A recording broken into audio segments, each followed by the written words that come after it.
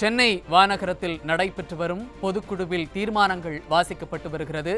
அதன்படி தற்போது முதலாவது தீர்மானம் எடப்பாடி கே பழனிசாமி, கழக பொதுச் செயலாளர் எடப்பாடி கே பழனிசாமிக்கு வாழ்த்து தெரிவித்து தீர்மானம் வாசிக்கப்பட்டு வருகிறது. இது பற்றிய விவரங்களை வழங்குவதற்காக நமது தலைமை செய்தியாளர் ஜெயக்குமார் இணைகிறார். வணக்கம் ஜெயக்குமார், விவரங்கள்.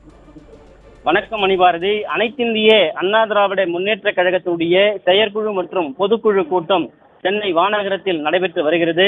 அவைத்தலைவர் தமிழ் மகன் உசேன் தலைமையில் நடைபெற்று வரக்கூடிய இந்த செயற்குழு பொதுக்குழு கூட்டத்தில் 23 தீர்மானங்கள் நிறைவேற்றப்பட்டிருக்கிறது.